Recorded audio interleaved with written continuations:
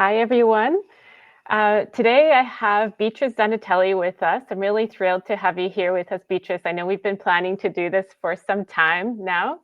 Beatriz is an immigrant entrepreneur, mentor, and community architect dedicated to helping people thrive. She's also the founder of Smart Goose Academy, where she supports innovators and newcomers in building confidence, clarity, and connections so that they can lead with purpose and unlock their full potential. Welcome, Beatriz. Thank you so much, Kasia. Thank you for having me. It's a pleasure and great to see you again. I was really looking forward to this because I know how much wisdom and insight you have to share, especially, founders that are navigating this quickly changing world right now. So I'd love for you to share a little bit about your background with us before we dive in and talk about reducing risks. Amazing.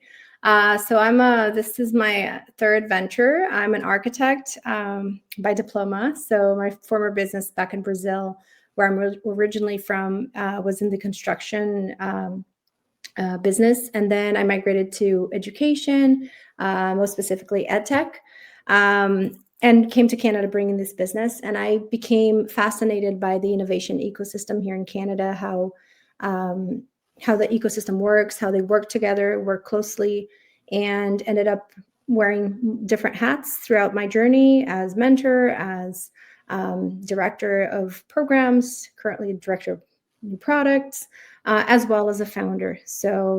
But what I usually say that I really thrive on is champion inclusive entrepreneurship, designing programs, partnerships, and learning experiences that ensure that diverse talent is seen, heard, and activated.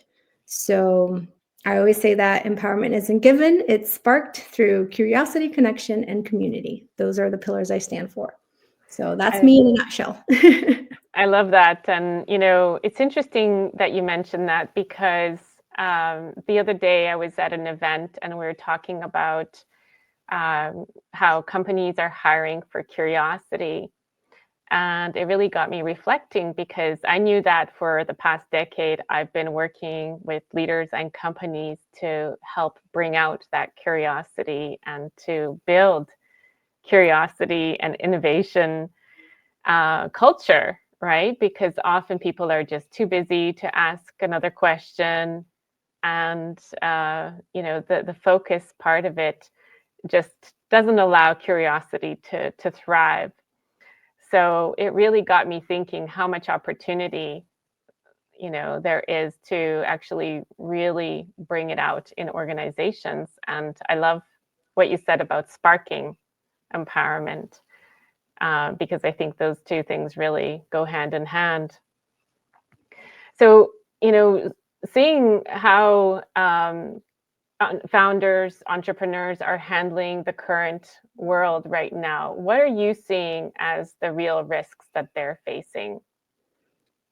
Well, in Canada, talking about the scenario here in Canada, I'd say we have a big advantage for startups, right? Which is not having to do everything. They don't need to do everything alone. They can plug into accelerators, innovation clusters, universities, and that helps them dramatically reduce the risk, right? Large organizations, on the contrary, I think they could take the same approach.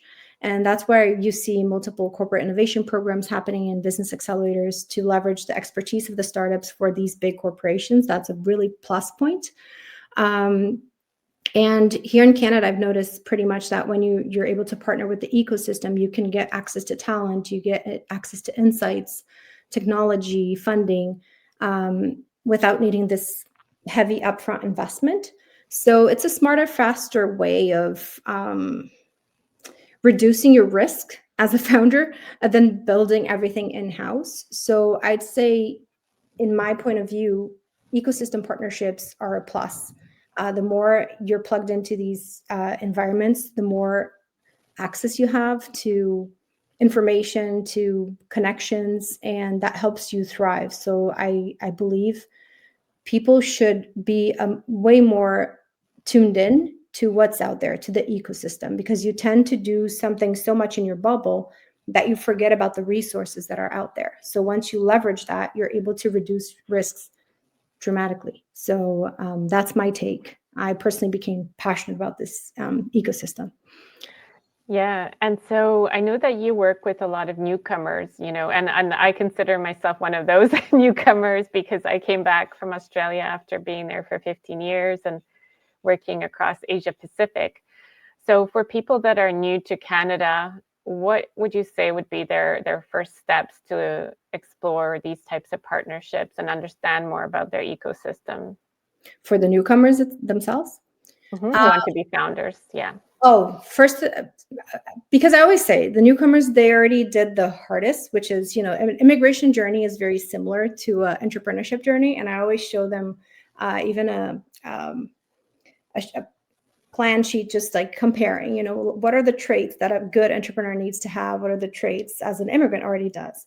So I think when they go very much hand in hand. So being exposed to that, being able to network and put your, just explore the resources that are offered. That's the first step. And then actually connecting. So being courageous enough to put yourself out there and ask questions. And I always say there are no dumb questions. You just put yourself out there, and you always say, I'm learning. I'm new here. I'm learning. I want to know how it's done.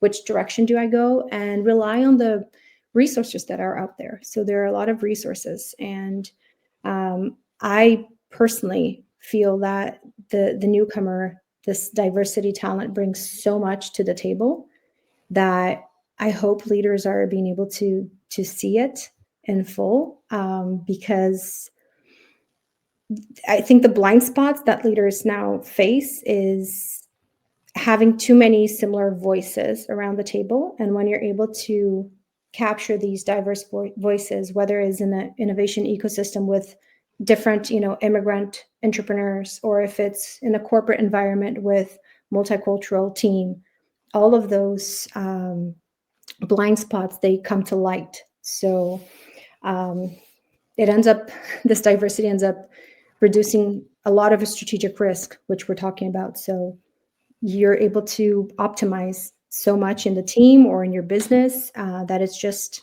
beneficial for both sides, I'd say. It expands the way we're seeing customers, the market, and the opportunities around us. So it's a plus.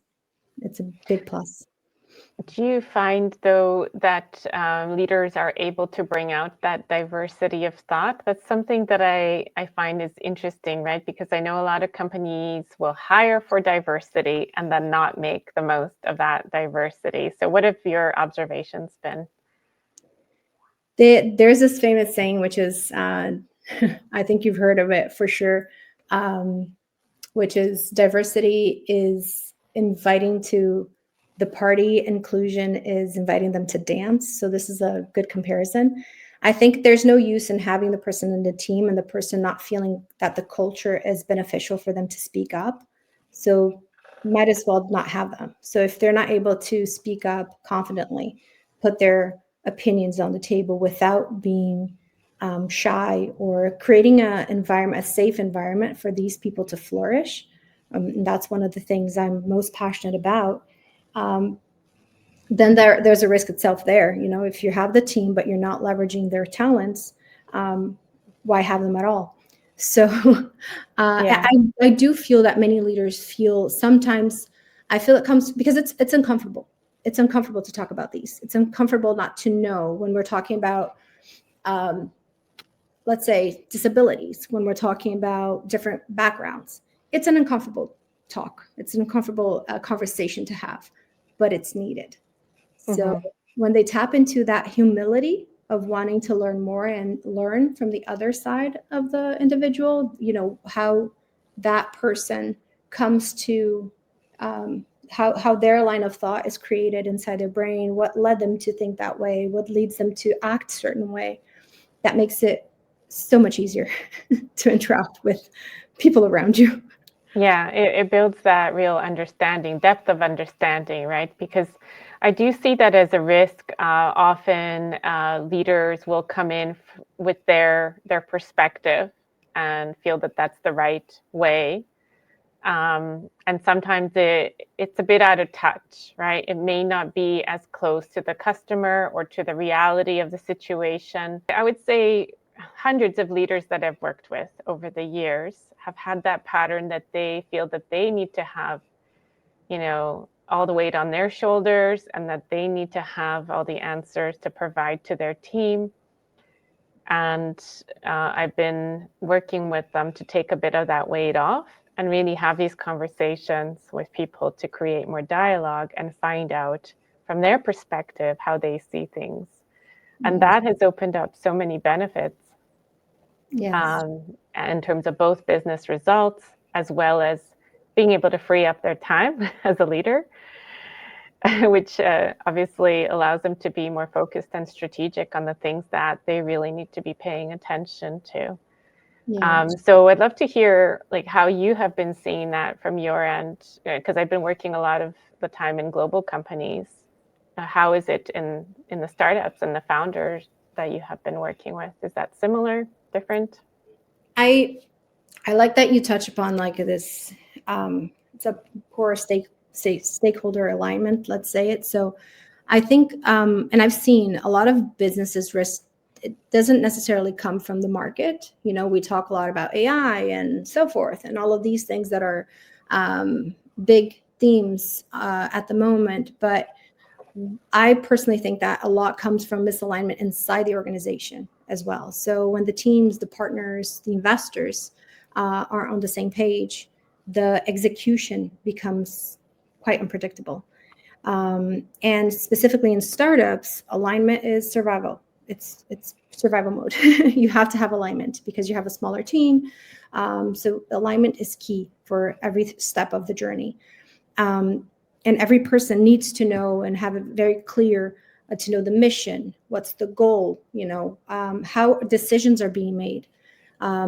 With this approach, I think leaders can reduce risk dramatically by investing in clarity in the communication and even on the shared experiences, because then shared experiences, we dig back into the aspects that we were talking about. So what are the shared experiences of the team? What are the unique elements that these team members carry that will make us stronger as a whole? So being able to have space and time and openness to approach this, in my take, is crucial for a successful organization to head in the right direction. Yeah, I agree. And, I find sometimes as well in Canada, people tend to be quite diplomatic. And so they will not always challenge, even clarify something. And so, of course, that's a generalization. Or they are worried about not looking like they are smart enough sometimes. I've had clients share that with me too, especially when they're really intelligent and highly educated. They don't want to sometimes ask something like a clarifying question. So these little things come up, and they seem little in the moment, but they can create a lot of misalignment down the road. So it's interesting that you've seen similar things as the hidden risks. I'm wondering. Sorry, just as a side note, if there's one thing that I've learned in my leadership experience that has made my team be more engaged, be more honest, and be more mission driven, and just like really put on the shirt and represent what we're standing for, the mission, is the humility to say as a leader that you don't have all the answers, that you don't know it all. Once you're able to expose that, this vulnerability, it really creates the connection you need.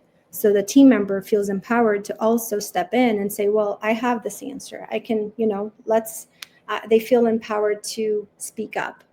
So I think this interaction, in my experience, has been one of the most rewarding experiences, to have this actual building these relationships with team members, being able to really go there.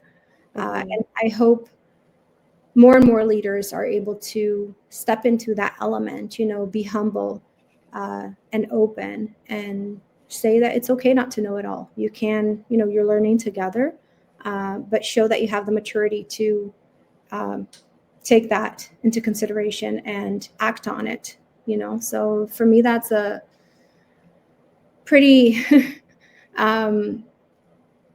I think just that openness is a huge aspect for any sort of organizational risk. That you can minimize that, you can reduce it a lot by having these type of interactions as with your team. Mm-hmm. And so do you find then, if that's the situation where, that carries on and that doesn't change, what are the real risks then? Well, if that doesn't change, decisions start getting slower, teams get confused, and innovation starts stalling, right? Because you're solving problems and issues that have nothing to do with the real matter that you have to address. And then you're wasting so much time on building that and clarifying that communication and outlining who's responsible for what, how it's going to be done, that then you start stalling and slowing so much progress that you could be years ahead of what you are if you have that trust and that open communication in the team. So Yeah. that's a Yeah. mistake. It's interesting, right? Because I feel like that is just not attended to enough. There's so much investment that goes into technology and not as much into solving these issues and really getting that alignment. Because I see things, like maybe an offsite or one day, training or a short 1 hour training on giving feedback. But there's a lack of investment in building these skills and really implementing these skills. And one of the last guests that I had, she was talking about team coaching to help create that kind of alignment as well. And so what are your thoughts about that? How can we be making sure that these skills are built to facilitate this? I'm huge on, as my business says, I have 3 pillars, which is inspire, empower, and create. So those are the words that everything I do, every program I create, or every interaction I have, I always am thinking, how can I inspire? How can I empower? And what can I create from this relationship, from this interaction? And what I've come to learn is that in my journey, the best leaders I've had as a professional, or the best feedbacks I've gotten as a leader myself, were leaders and were after I started developing myself, that I've invested in my own self-development, in how I communicate, how I understand the different nuances of communication, understand that people have different layers. They have their personality traits. Some people have invisible disabilities. Some people have different layers of their cultural background and how that leads them to interact with people.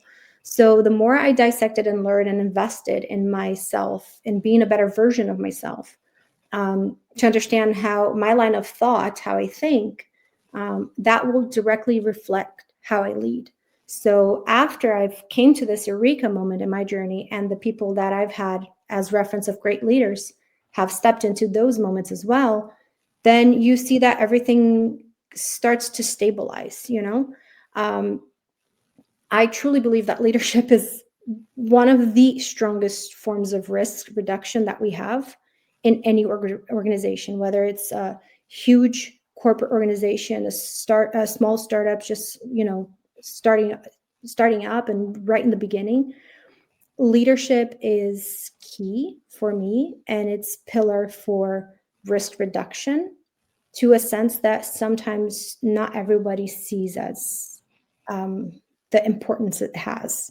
So I'm truly grateful that we're talking about this. So leadership capacity for me is key. That's something I would definitely encourage whatever size of corporation you have to invest in leadership capacity. And of course, leaders investing on their own. So they should see the importance that it has in their journey as well.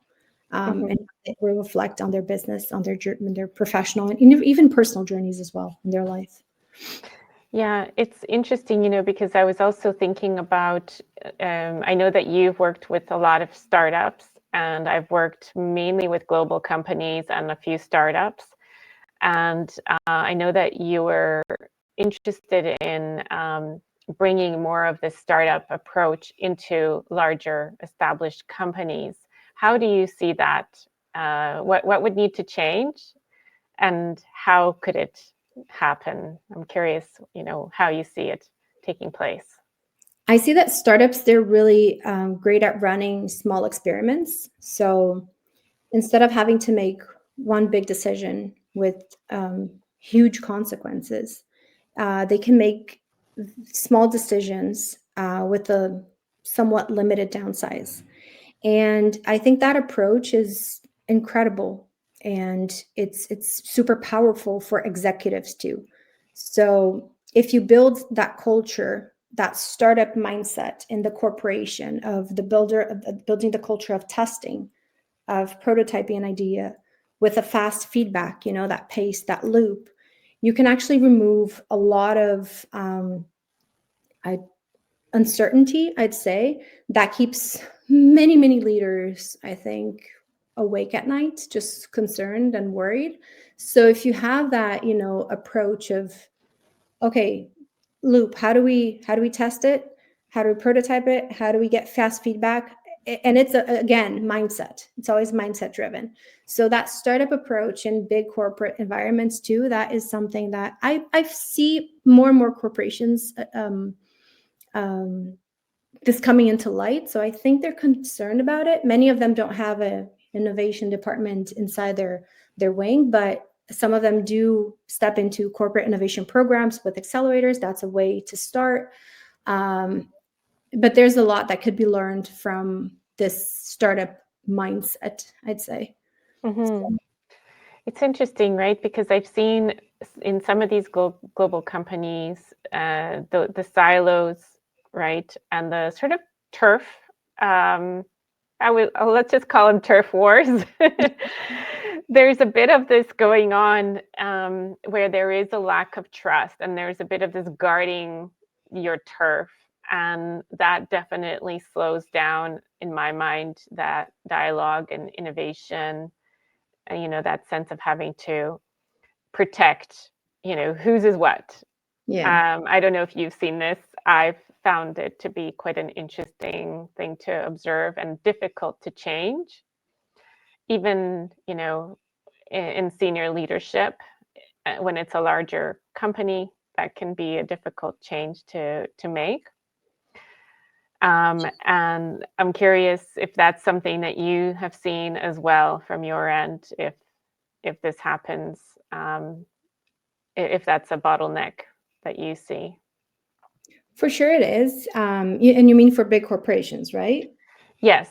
Yeah, Yes. I do see that happening, but I also see more and more um, corporate environments stepping into that. And I was talking to a colleague of mine, and he just got like a internal award for innovation. So they had a prize. They needed to solve some aspects of the company. They had some bottlenecks there, and they opened an internal challenge for that. And he actually got the prize. So it gets a monetary prize. He gets some money for it. And I think that starts building a culture of like, oh, so okay, this has nothing to do with my area, but it's something that, or even maybe it does. It's something that I can improve in the company I work for and get money for it. So that's a mindset right there, right? So you don't need to have an actual department for it. You can just raise a challenge internally. That's a Mm. way to start bridging, creating filling up those gaps that are present, and start little by little in adapting that mindset, and taking people out of their comfort zone too. So, him being able to speak up and interact with a new department and give a solution on another department that was not his, and even get a money for it. So I think that's a really interesting mindset that more companies should be embracing.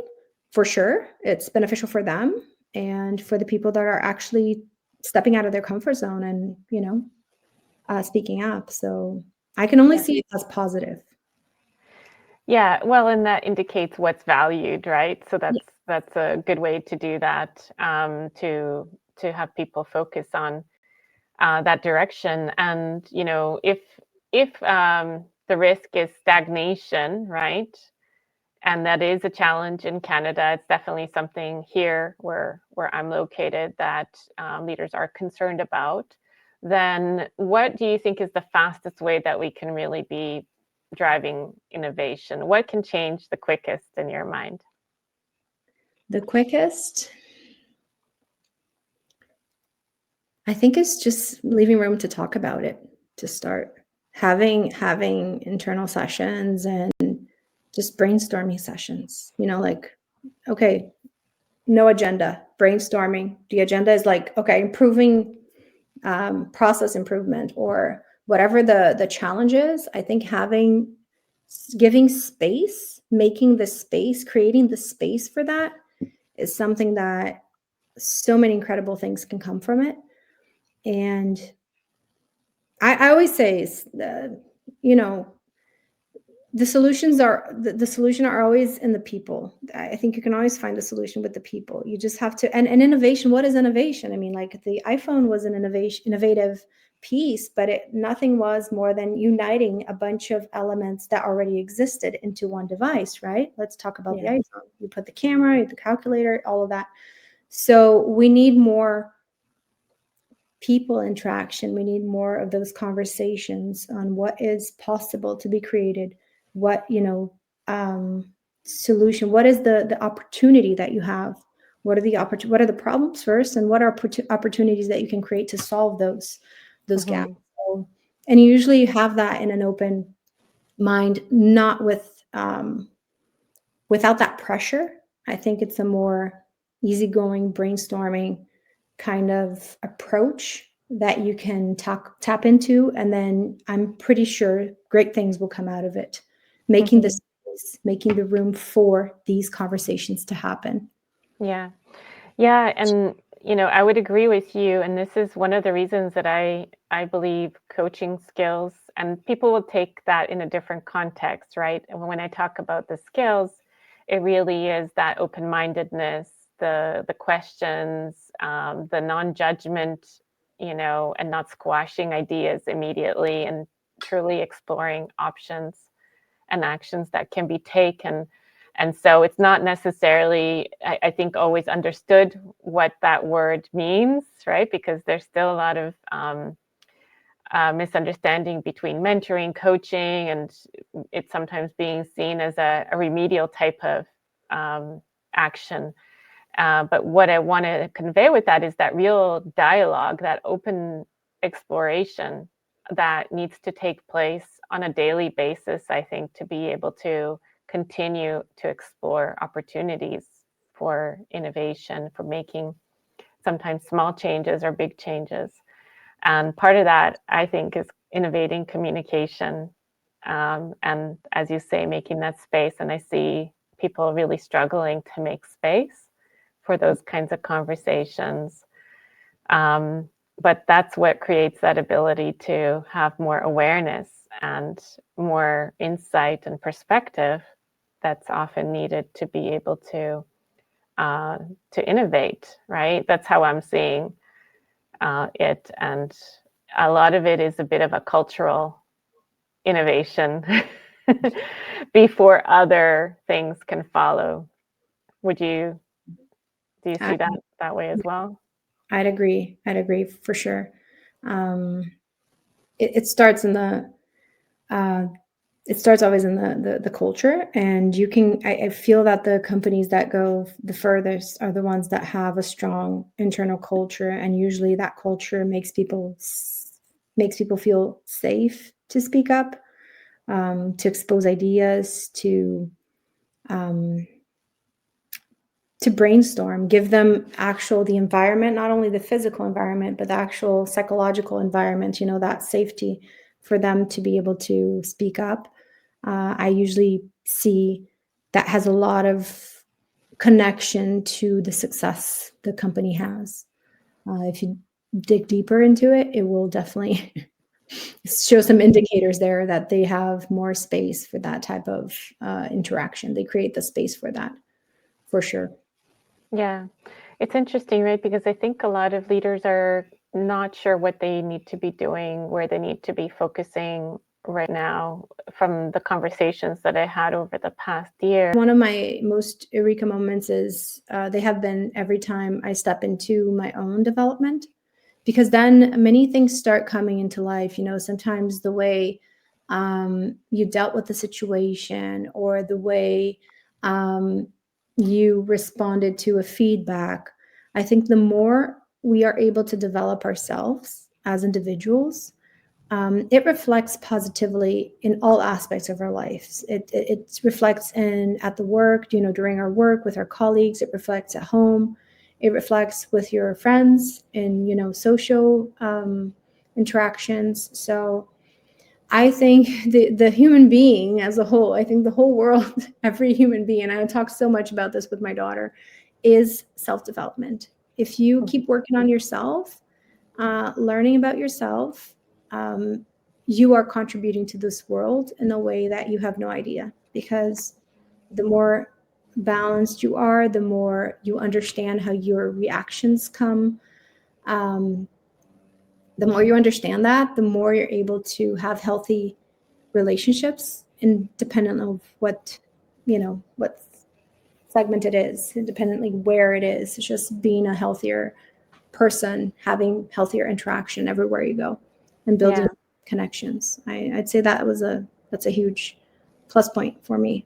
Yeah, love that. And I've seen that as well, often when I've been working with leaders on their leadership development in the workplace, that translates into their personal relationships. And I'll never forget, I had a client in China who was in manufacturing, and he told me that it really helped him improve his relationship with his 5-year-old son and with his wife. And I was just so surprised. I thought, here's this man on the other side of the world telling me that I've helped him, with his family. And that was really touching for me. How rewarding is that, right? It was, yeah. And I think it's a reality that does need to be talked about as well, right? Because often leaders are so busy and focused on work that sometimes these personal relationships can really suffer and do need attention. In larger companies, because there tend to still be more male executives who get offered executive development as a part of their work, what's happened is that women have tended to pay for their own development opportunities much more than men. And one of the things I've been thinking about is, how to support women more in those opportunities if they're not able to fund their own self-development yet. Yes, and I feel what you're saying. I think in corporate, because there are more male executives, for sure, they get access to that much more than the female, for sure. And I do notice that the female, they do reach out and pay for their. I agree completely with that. I'm biased on that, Kasha, because I think we're such powerful individuals as ladies, as women. And if we see that we're lacking something, we go there and we get it, We're able to tap into that. We're going to find the answer. We're going to find the solution. I think the male has to be a little bit pushed towards it a little bit more. So after they discover the power of it, they're just like, oh, this is amazing. I talked to a friend of mine that is an executive, and it's exactly what you described. Like, oh, now I have access to this coaching, leadership coaching, and I'm working with this coach, and it's been really good. I'm like, yeah, well, what took you so long? You waited for the company to pay it for you? I was like, yeah, because now I know it's really worth it. So I think it's also about on the educating part of them, empowering and normalizing